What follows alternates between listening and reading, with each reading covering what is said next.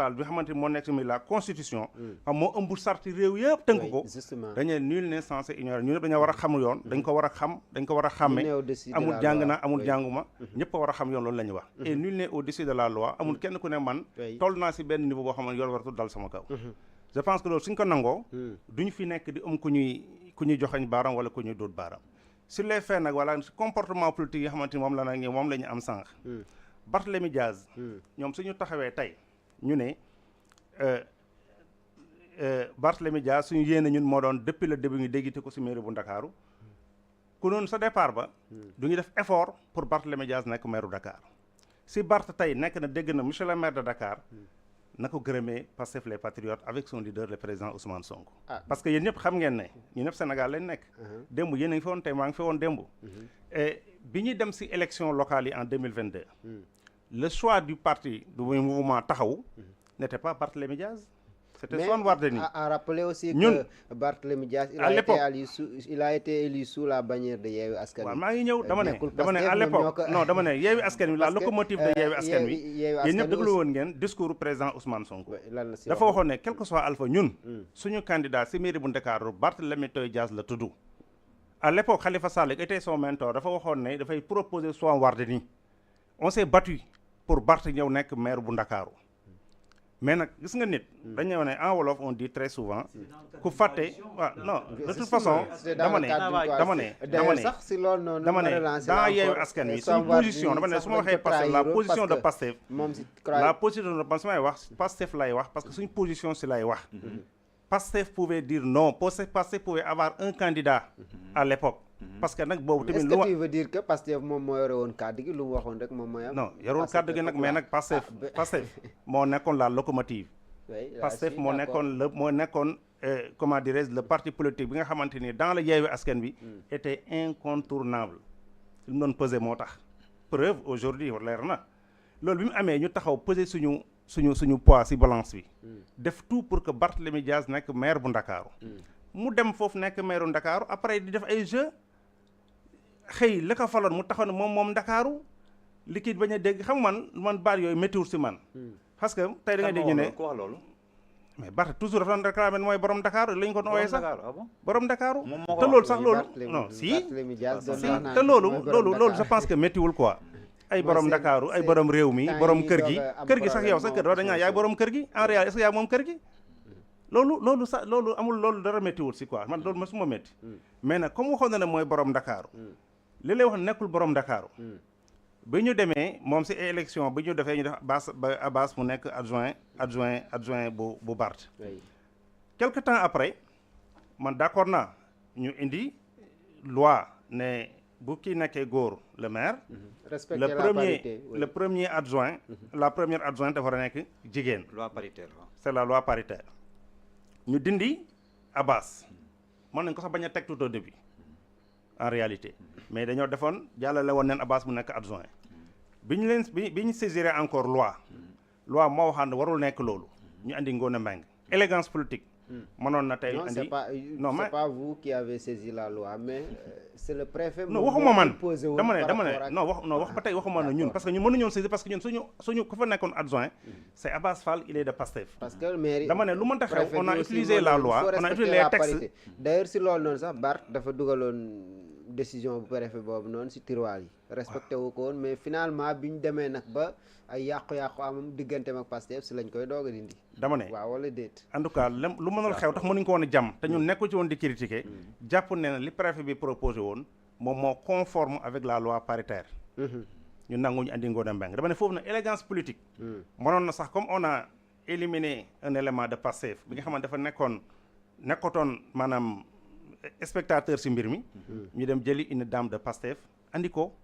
mu nekk première adjointe très bien mais on a préféré prendre une autre ñun d'accord neen ñu continuer dem loolu ñu continuer dem élection jot avant les élections ngay def ay pexe pour ñu manigancer pour ñu pousse ay élections ñu randal ko def ay manigance pour ñun bu ñu bokk def ay élega duñu proposer kaa leen to ñu proposer diw beneen yoo ngeen xaar 2029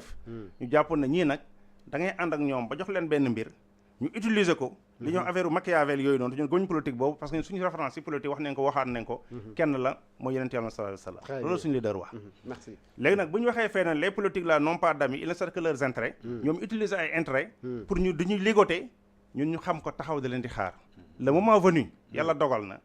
da ngeen di pexe yàlla mu ne pexe leen yéen pexekat yi pexe leen rek waaye yàlla man maa yor dogal gi merci beaucoup si la yàlla dogal tey ba nga xamante mairie bu Dakar dellu si na si ay loxo yoo xamante ni loxo yu légitime la loxo yu set la